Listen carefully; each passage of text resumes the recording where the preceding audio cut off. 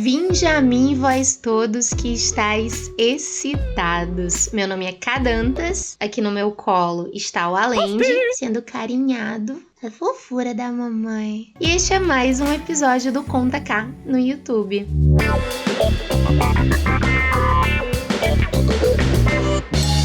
E eu já vou começar este vídeo pedindo a vocês que se inscrevam no canal para que a gente consiga bater a primeiríssima meta, que é chegar aos 10.000 inscritos. E eu acho que a partir dessa quantidade a gente pode monetizar, de acordo com os meus queridos editores. Sim, agora este canal tem edição, desde os 2 últimos episódios. E eles também pediram para eu pedir para vocês darem like, compartilharem os vídeos de que vocês mais gostarem e também, claro, para vocês deixarem muitos comentários, porque isso ajuda o canal a crescer. É isso, né, gente? Espero que sim. E no último episódio aqui do canal, eu contei pra vocês um pouco da história da minha vida que deu origem ao meu primeiro livro, O Boca de Cachorro Louco, que narra as desventuras de um relacionamento abusivo que eu vivi. Então, se você quer saber mais sobre essa história, volte um episódio, porque neste aqui eu vou falar um pouco sobre como estava a minha vida à época da publicação do meu segundo livro,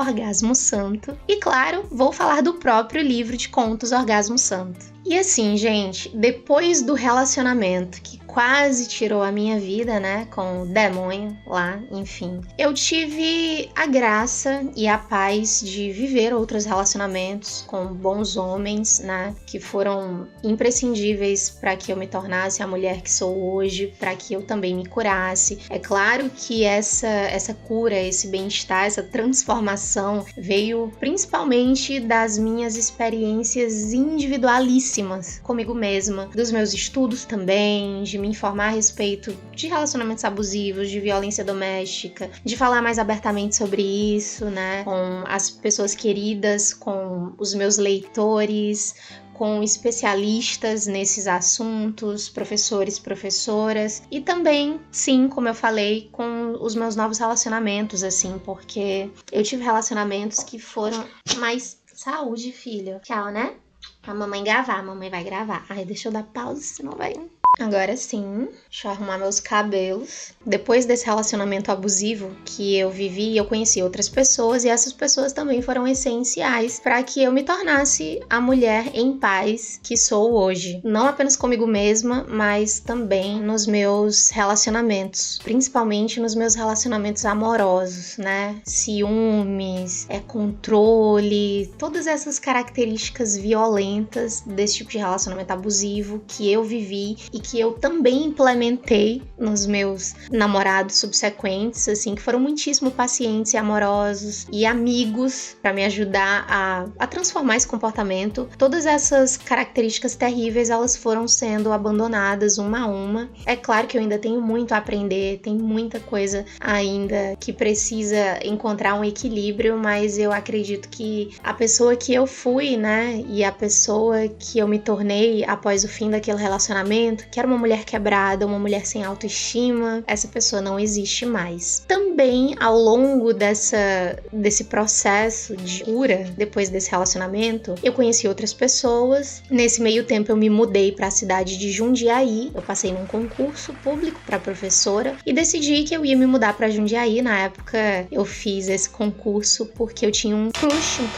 Ninguém fala mais crush, né, hoje em dia. Tô velha, gente. Eu não sei como é que fala hoje em dia. Enfim, na época a gente chamava crush e eu tinha um crush em São Paulo e por isso que eu fiz esse concurso, só que quando eu passei nesse concurso eu já não tava mais com esse crush. Inclusive, no dia que eu fui fazer a prova do concurso, eu cheguei à rodoviária do Tietê, né, a rodoviária Tietê, chorando, me debulhando em lágrimas, porque ele tinha terminado comigo, graças a Deus, porque esse menino que eu conheci lá em São Paulo também era muito ciumento e aí ia dar outra merda, né? Ia ser tipo uma repetição do relacionamento escroto que eu já havia tido, então foi muito bom que isso tenha acontecido, que a gente tenha se apartado. Eu fui aprovada nesse concurso e eu decidi me mudar pra Jundiaí.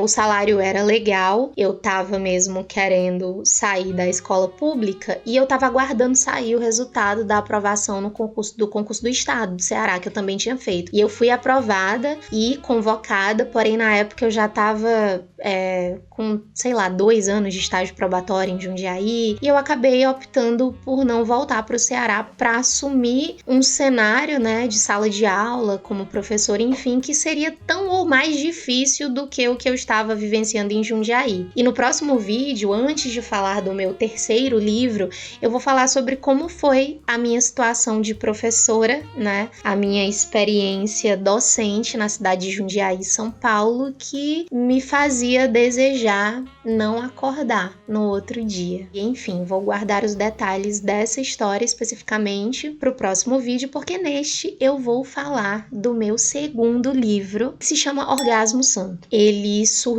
foi publicado a partir de um blog que eu tive, né, de mesmo nome, também se chamava Orgasmo Santo, e foi um blog que eu resolvi criar para compartilhar os meus exercícios de escrita, que eu tive um blog chamado As Aventuras de Miss Monroe, alguma coisa do tipo, quando eu era adolescente. E eu escrevia vários continhos eróticos, poemas, só que sobre aventuras e narrativas que eu não vivia, pois eu era virgem e crente.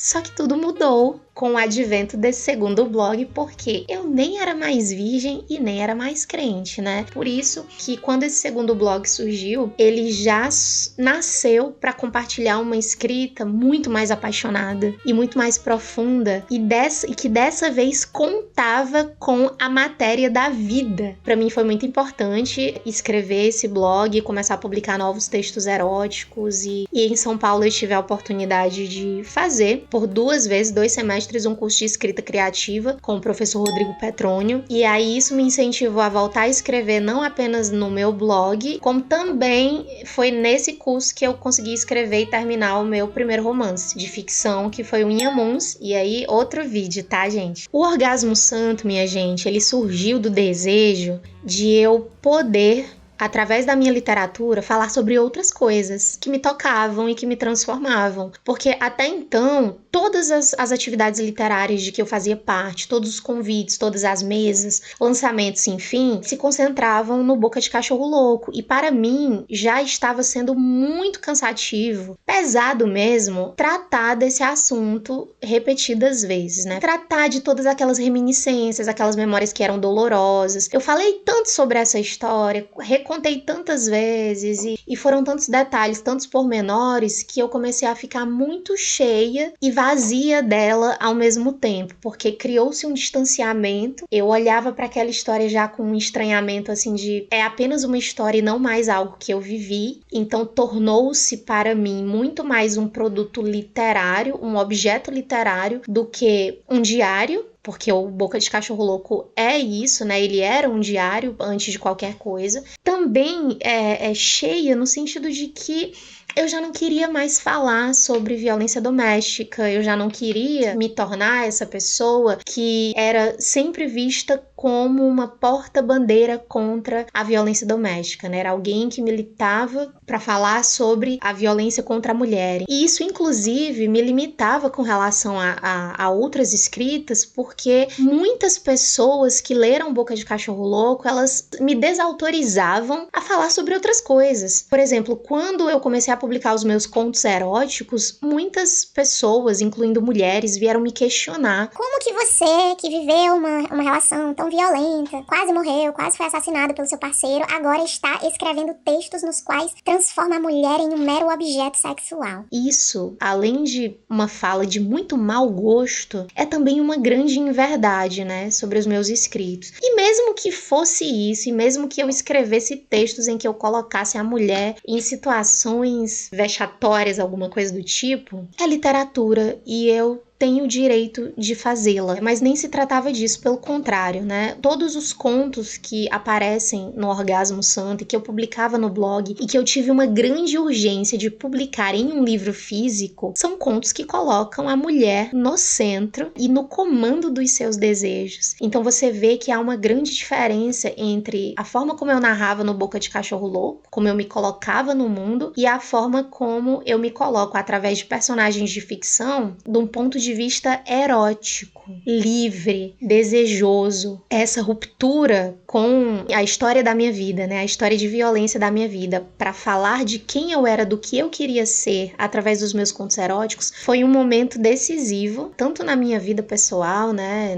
Na minha jornada de autoconhecimento, como mulher, enfim, mas principalmente como escritora. Então, se no primeiro livro eu já tratava, né, desse relacionamento abusivo a partir de muitos dos seus aspectos eróticos, porque sempre foi algo que, né, perpassou a minha vida e a minha formação, inclusive a formação cristã, no segundo livro eu me senti livre para exercitar toda essa linguagem sensual, inclusive há muitas metáforas religiosas, gente, no Orgasmo Santo. Eu acho até que eu vou ter que correr ali e pegar o livro para ler pelo menos um texto para vocês, assim como eu fiz com Boca de Cachorro Louco.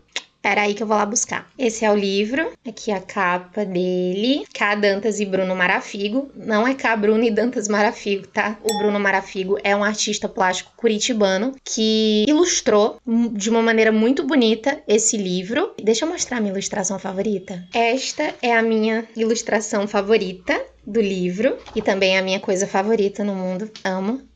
Eu vou ler só um pedacinho, tá? Dancei no seu rosto e pari girassóis na tua boca, chamando ai meu Deus, enquanto gozava, banhando teus lábios do gosto tantas vezes imaginado. Tive os bicos dos peitos doloridos dos teus dentes gulosos e o quadril molinho por causa das cavalgadas intensas e das acrobacias nunca antes executadas. Rejeitei o sono e o cansaço, só pra poder ficar te olhando depois do sexo inteiro e exclamando sempre em silêncio. Nunca pensei, exclamei, sorrindo sem você saber por quê.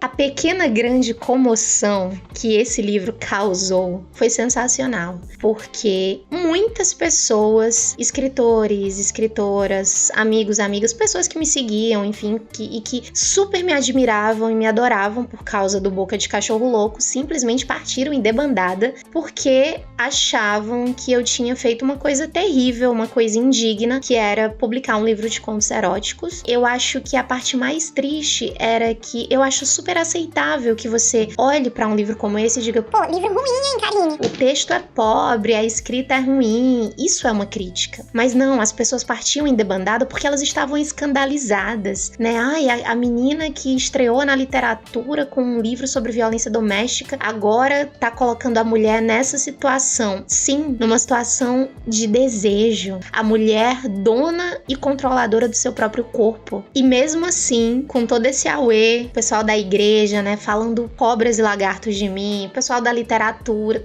em todo canto, em todo grupo de pessoas do qual eu já tinha feito parte em algum momento, havia pessoas falando mal de mim. E mesmo assim eu consegui, com sucesso, financiar a publicação desse livro. Na época acho que foram 13 mil reais levantados, um pouco menos talvez, enfim. O livro foi publicado e foi publicado de uma forma muito bonita. Eu consegui vender o que para uma escritora independente, completamente desconhecida, é muito difícil. Quem escreve, publica, sabe do que eu tô falando, mas eu consegui vender 300 livros só na pré-venda. E depois foram mais livros vendidos, a primeira tiragem esgotou, foi preciso imprimir uma segunda. Então, assim, foi um grande sucesso a publicação desse livro, do Orgasmo Santo. Ele tem vários contos ilustrados, tem 2 continhos que ao final do livro foram transformados em quadrinhos, e eu tenho muito orgulho desse livro porque foi o livro com o qual finalmente eu senti que estava fazendo literatura no sentido técnico da palavra, né? Porque eu sentei, eu escrevi esses textos como exercícios, eu queria que houvesse um estilo na minha escrita muito próprio dessa linguagem sensual, desses rompantes de sexualidade, que era um momento que eu estava experimentando na vida, uma coisa muito nova, né? Fazia poucos anos que eu tinha me desvinculado da igreja, então eu estava conhecendo o meu corpo e eu queria falar sobre isso para todo mundo. Desde então, eu passei a estudar mais sobre escrita, a fazer os meus exercícios de escrita de uma forma mais profissional, e foi quando eu então decidi começar a escrever o meu primeiríssimo romance de ficção. Ele é pequenininho, o Inhamuns, vai ser o tema do outro vídeo, porque no próximo eu vou falar sobre a minha experiência como professora. E bom, uma coisa muito importante a ser dita sobre a publicação do Orgasmo Santo é que ele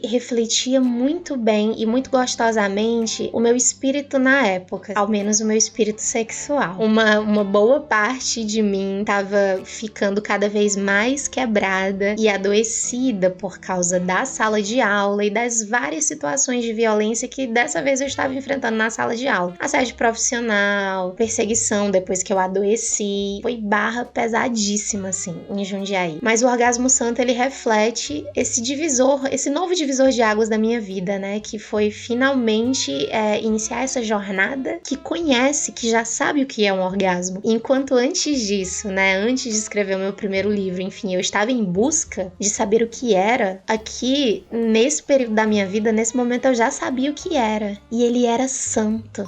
Putz, eu tenho uma informação, ela é triste. Vamos chorar juntinhos. Vai ser a última fofoquinha que eu vou contar neste vídeo. Olha, o Orgasmo Santo, ele tá à venda, tá? No site da Mapa Editorial. Não tenho certeza, talvez dê pra encontrar na Amazon também. A editora tem exemplares, então quem tiver interesse, é um livro muito bonito pra se ter, por causa das ilustrações. Então recomendo veementemente que adquiram. É um livro deliciosíssimo também pra você dar de presente, assim, né? Quanto Boca de Cachorro Louco é um livro bacana pra você discutir as questões de violência doméstica, violência contra a mulher, o Orgasmo Santo já é um livro mais divertido, muito mais leve, ele é bem humorado e ele é sexy, né? Ele fala do erótico de uma forma muito leve e com um bocadinho assim, só um cadinho de metáforas bíblicas, porque eu não ia conseguir me esquivar disso, como uma boa leitora da Bíblia que eu fui. Inevitavelmente eu tive de incorporar muitos versículos também na minha literatura,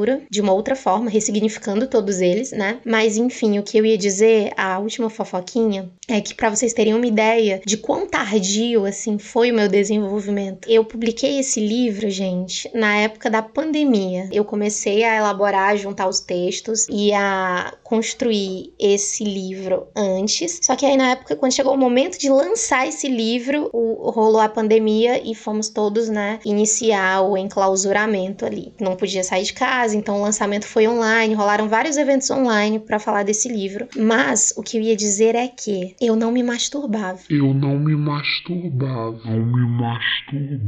Né? Antes desse livro, antes desse momento da minha vida, eu nunca tinha tido coragem ou disposição pra me conhecer aqui embaixo. É tudo tão lindo. Nesse período do Orgasmo Santo e também nesse período da pandemia, eu comprei meu primeiro vibrador.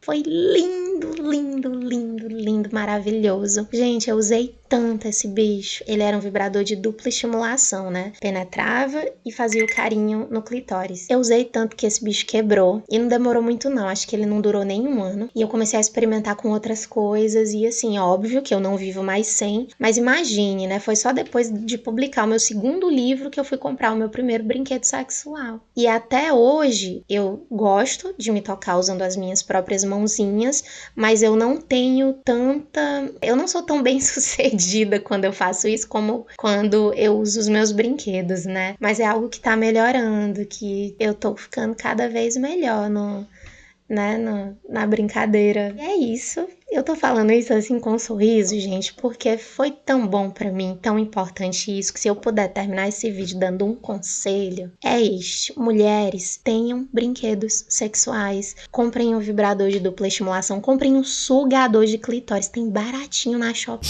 Você nunca mais vai querer outra coisa, quer dizer, é bom você, por exemplo, homem bosta, né, homem mais ou menos, homem merda, você não vai nem precisar perder tempo com esse povo só por causa da... Porque você usa o sugadorzinho, cara, vai gozar gostosinho, ainda pode usar de novo, né? E a sua vida vai ficar muito mais completa, entendeu? E é isso, homens, também deem de presente um sugadorzinho, um vibradorzinho, né? Não representa nenhuma ameaça a vocês. Eu acho o cúmulo do ridículo e da insegurança, homem que não gosta de dividir espaço com brinquedos porque ele acha que ele é suficiente. Você não é. Acredite. Se inscrevam, curtam, compartilhem, deixem muitos comentários aqui. A gente se vê no próximo vídeo. O próximo vídeo vai ser feliz, não. Vou falar só coisa triste, mas assistam mesmo assim.